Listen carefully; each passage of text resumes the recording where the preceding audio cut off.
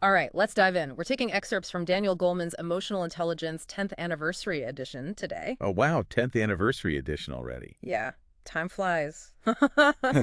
So, EQ, we're all about understanding what it is and how it impacts, every aspect of life, Right, right? exactly. And I think you'll be surprised, even after a decade, how relevant these insights are. Goldman was a former science reporter and kind of stumbled upon this whole concept back in 1990. Really? Yeah, and it's crazy how this book just exploded, became a global phenomenon. Everyone's talking about EQ, CEOs, teachers, It's parents. huge. Yeah. Yeah, and it really did spark a lot of research and discussion across cultures and disciplines. It's fascinating. So before we go too far, let's just define what exactly is emotional intelligence. Is there like a universally accepted definition? Not really. Actually, there are several like prominent models of EQ out there. Oh, okay. Yeah. Like Salovey and Mayer, they link EQ to, traditional intelligence like Oh, IQ. right. Um, Reuvenbaran focuses more on well-being. But today, we'll be focusing on Goleman's model, Okay. which really emphasizes, the impact of EQ on performance in the workplace and leadership. Perfect, perfect. And Goleman, he goes deep into like the biological roots of emotions. He's not treating them as like some fluffy self-help Oh, concept. definitely not. And he has this kind of chilling anecdote about a parolee named Richard Robles. Yeah, the Richard Robles case, it's a very, powerful example of what Goleman calls emotional hijacking. Oh, okay. So on the same day, like think about this, on the same day that Martin Luther King Jr. delivered his I Have a Dream speech, Wow. Robles committed this brutal murder during a robbery. It's disturbing. Yeah, it really makes you think what is going on in the brain. Yeah, during those moments of intense emotion. Right, like what's happening. Yeah. So picture this, right? The amygdala. Okay. It's this tiny almond-shaped structure deep in your brain, Okay. part of the limbic system. Right. That's your brain's emotional center. Right. Okay? So it processes sensory information, and when it senses, a threat boom, It just takes over. triggers an immediate response, often totally irrational, overrides all rational thought. So that's why sometimes we, react in ways that we regret later. Exactly. It's like emotions are in the driver's seat. Yeah. So Goleman seems to be saying that, even if you have a high IQ, it's not enough Right. to be successful. Exactly. He really emphasizes that you need emotional intelligence EQ Okay. to really navigate life well. Okay. And he breaks it down into 5 key areas. Okay. Okay, so think of these as the building blocks of EQ. We got self-awareness, Okay. self-regulation, motivation, empathy, and social skills. I'm super intrigued by self-awareness. I Yeah. love that anecdote about the samurai and the Zen master. Oh, yeah, that's a good one. It illustrates it beautifully. It does. So you've got this samurai totally enraged by an insult, ready to strike down the Zen master. Wow. The master's just calm. Points out that this rage, this very rage the samurai is feeling, that is hell. Wow. And the samurai's like, whoa, calms himself down. That's powerful. The master then says, that is heaven. So it's not just about knowing what you're feeling. Right. It's about being able to observe those emotions without being totally controlled by them. Exactly. That's tough. It is tough. It's a skill. It takes practice. And, techniques like mindfulness can help. Oh, yeah. But I want you to think about, your own levels of self-awareness in different situations. Okay, yeah. How do you typically react, Right. when you're stressed or under pressure? That's a good question Yeah. for everyone listening. All right, let's move on to relationships. Okay. How does this self-awareness play out, in our interactions with other people? Goleman talks about the importance of EQ in relationships too, right? Oh, absolutely. It's crucial. Yeah. Any relationship, romantic, friendships, professional connections. Yeah. And it's interesting how Goleman explores these, often debated differences in how men and women experience and express their emotions. He brings in research to back this up, right? He does. He cites John Gottman's work on marital success Okay. and really highlights the importance of understanding and bridging those differences. Yeah. So on average, women tend to be more in tune with emotions, more expressive and empathetic. Men might struggle more with expressing emotions and often withdraw during conflict. Yeah. Yeah. Makes sense. It's not about saying one is right or wrong. Right. It's about recognizing those patterns to communicate more effectively. Absolutely. And then shifting gears to the workplace, Goleman makes a strong case for EQ being crucial in leadership teamwork communication. Oh, for sure. And one of the areas he focuses on is feedback. Yeah, feedback. And remember that story about the engineer? Oh, yeah? publicly humiliated during his project presentation. Oh gosh, yeah. It's just a vivid example of, how destructive poorly delivered feedback can be. It's so cringeworthy. Yeah, for morale and creativity. So how can we deliver constructive criticism that actually helps people you know? Well, Goleman offers some valuable tips. Focus on the behavior, not the person. Okay. Be specific, timely, and, provide solutions, not just point out problems. Right. And deliver that feedback privately and with empathy. Yeah, and we all know from experience that that makes a huge difference. It does. Right, and this is where it gets really interesting, the connection between EQ and physical health. Oh, yeah. It's fascinating. You might not think of it at first, but chronic stress, anger, depression, it really does take a toll on your body. Really? Impacts the immune system, even your heart. Wow. Yeah. And he cites some pretty compelling research about anger, Oh, yeah. specifically suppressed anger Right. and heart disease. It turns out that bottling up those feelings, it could be super detrimental to your cardiovascular health. Wow. So managing negative emotions, it's not just about feeling better, it's about protecting your physical well-being. Absolutely. All right, let's talk about raising kids. Goleman goes beyond just our own health and talks about raising emotionally intelligent children. Right. He uses the term emotional literacy. What does that mean? It's like equipping children with the tools to understand and navigate their emotions. Just like we teach them to read and write. Right. We need to teach them about their emotions. So, like, give them the language to express those emotions. Exactly. And he encourages parents to be emotional coaches. Yeah. Active guidance. Okay. That's much more proactive than some other parenting styles we've seen. Right, where they just, dismiss the child's feelings Right. or criticize their emotional expression or just take a hands-off approach. Exactly. And emotional coaching, it's about acknowledging, validating the child's feelings. Okay. Helping them put those feelings into words, and then working together to find solutions. Teaching them that their emotions are important. Right. And they have the power to manage them. This seems so important because, there's this whole toughen up mentality that can be so prevalent. Definitely. And it's not just about what happens at home. Right. Goleman also highlights these emotional literacy programs in schools. Yeah, they're gaining traction. And you know what? They're showing real promise in fostering emotional intelligence in children. Improved social skills, conflict resolution, empathy, greater self-awareness, and self-regulation. And, having a classroom full of emotionally intelligent kids, that just sounds like a dream. It does, doesn't it? It's encouraging to hear that these programs are making a difference. It is.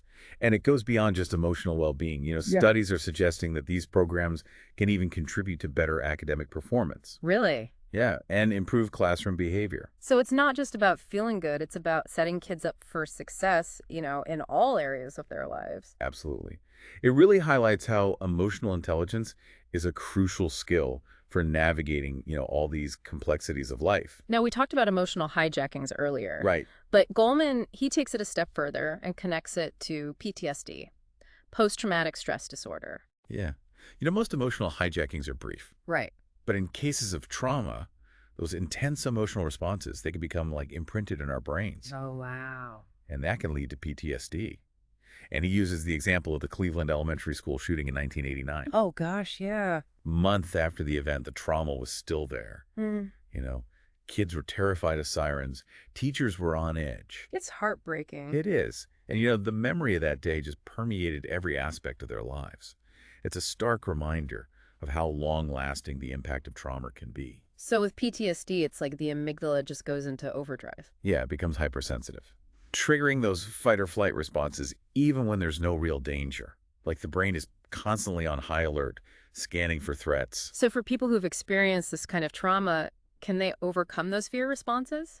Well, Goleman emphasizes that healing is possible. Oh, okay, good. And he cites research that suggests even after trauma, the brain still has plasticity. That's the ability to change and adapt, right? Exactly. He highlights the importance of therapy, interventions that really focus on re-educating the emotional brain. So there's hope for rewiring those neural pathways. Yes, absolutely. That's reassuring. He also emphasizes the power of human connection in healing. Studies have shown that social support has profound therapeutic benefits. Right. Feeling understood and cared for can be so powerful for recovery. It's a reminder that even in our darkest moments, connection can be a lifeline. Powerful stuff. So we've talked about the impact of EQ on ourselves, on our relationships, even how it plays out with children. Yeah. But how does EQ fit into the bigger picture, Right. society as a whole? That's a great question. Yeah. And it brings us to this, growing recognition of social and emotional learning programs, SEL. Oh, SEL. We talked about emotional literacy programs earlier. Yeah. Are there these SEL programs similar? They're related, but SEL programs take a broader approach. They acknowledge that social and emotional skills are just as vital as academic knowledge for success in life. And these programs are designed to equip children with the skills they need to navigate relationships, manage their emotions, and make responsible decisions. So what kind of things do these programs focus on? Well, it varies, but many of them focus on developing self-awareness, self-management, social awareness, relationship skills, and responsible decision-making. And how do they teach these skills? It's not just lectures, right? Yeah, it's very interactive. They use activities, role-playing, discussions. It's about giving them practical tools and opportunities to practice. Learning by doing. Exactly. And the results are promising. Research is linking these programs to, improved academic performance, Wow. fewer behavioral problems, and increased social and emotional competence in children. It sounds like a solid investment in a brighter future. It really does. Goldman argues that teaching these social and emotional skills is not just about individual well-being, Right. but about creating a more just, compassionate, and functional society. It's a powerful message. And it makes me think about the biological roots of emotions again. Oh, yeah. Goldman talks about shyness and references Jerome Kagan's research on temperament. What did we learn there? Well, Kagan's research suggests that some babies, they're just born with a more reactive amygdala. Really? Yeah, making them more sensitive to new experiences, prone to shyness and anxiety. It challenges the idea that shy children are just being difficult.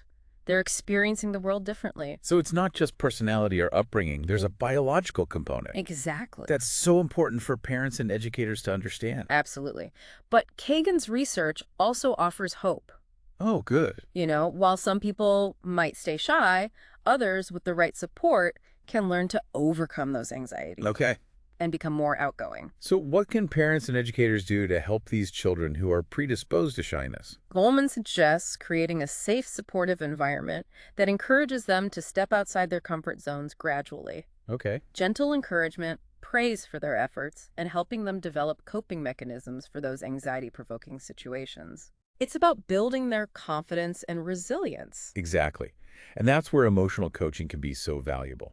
Helping those children understand and manage those anxieties, develop problem-solving skills, Right. and build a sense of self-efficacy so they can navigate social situations with more confidence. It's about giving them the tools to thrive, Exactly. even with that initial wiring that might make them more cautious. Precisely.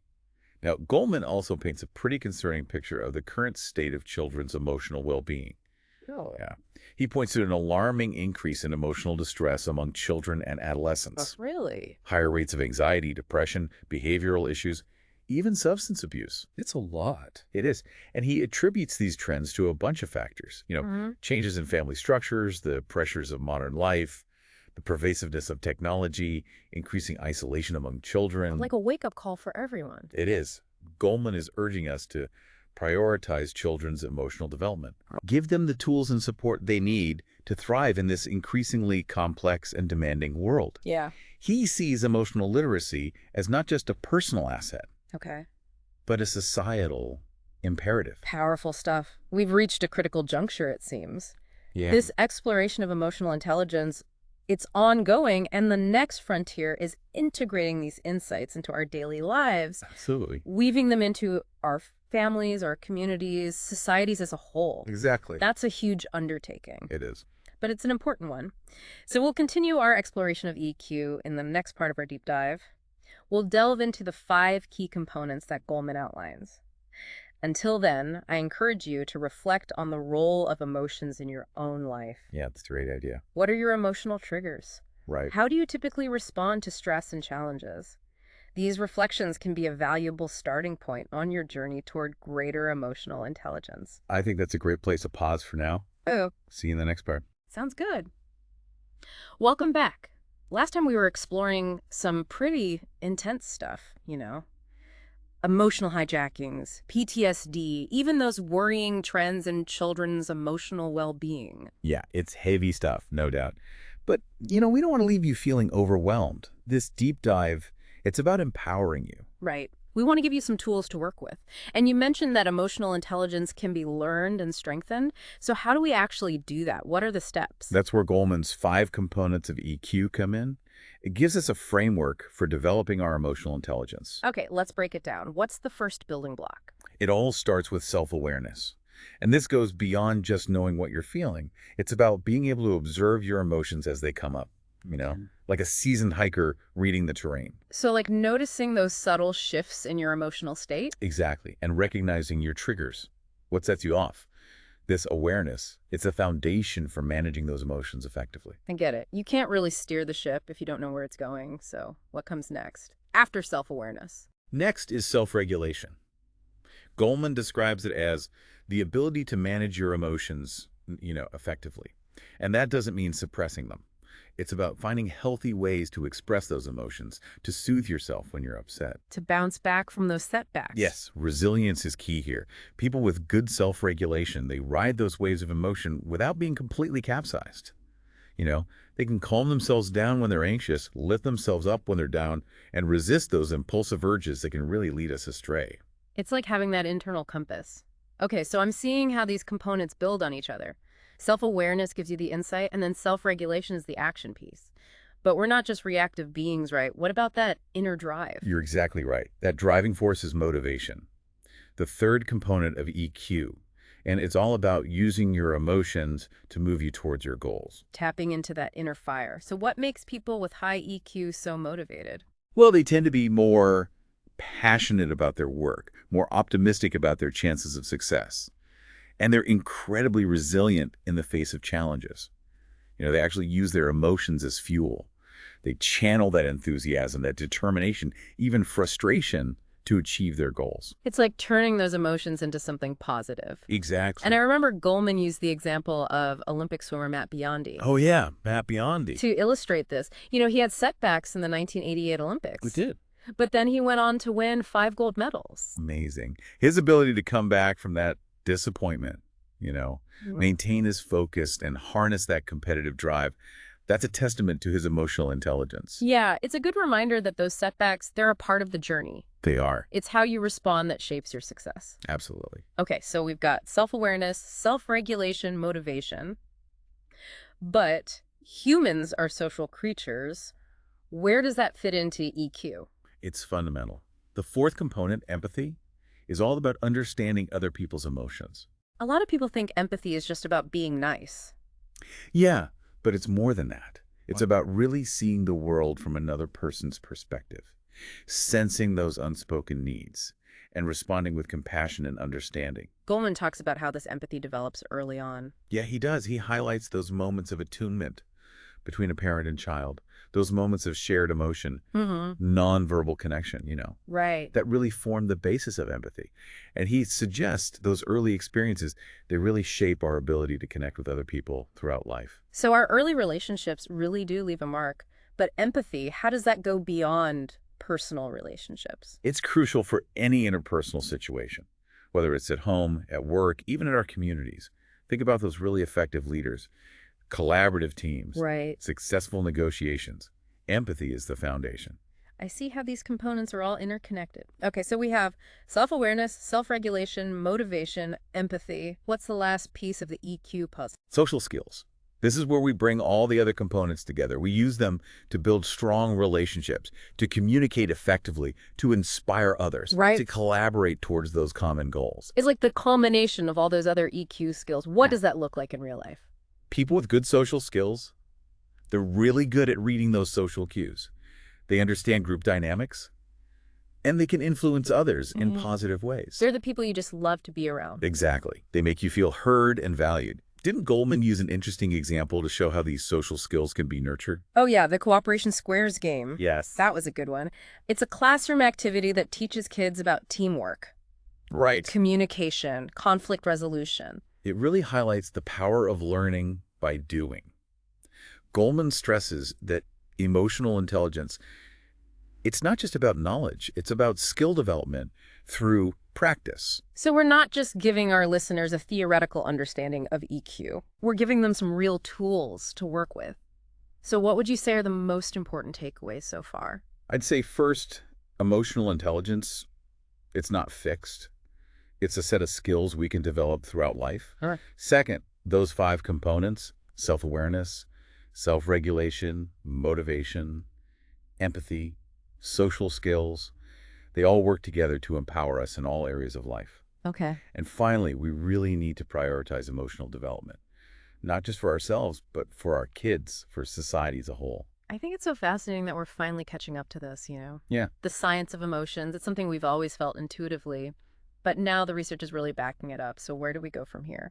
Well, Goleman's work has started this global conversation, Hmm. and we're seeing EQ principles being used in education, in business, and healthcare. Hmm. But I think the real challenge and the most exciting thing is figuring out how to integrate these insights into our everyday lives. It's a big task, but it feels like we're moving in the right direction. We are. In the final part of our deep dive, we'll wrap things up. We'll explore each of those 5 components in more detail, and we'll give you even more practical tips and strategies for developing your EQ. Sounds good. Until then, keep reflecting.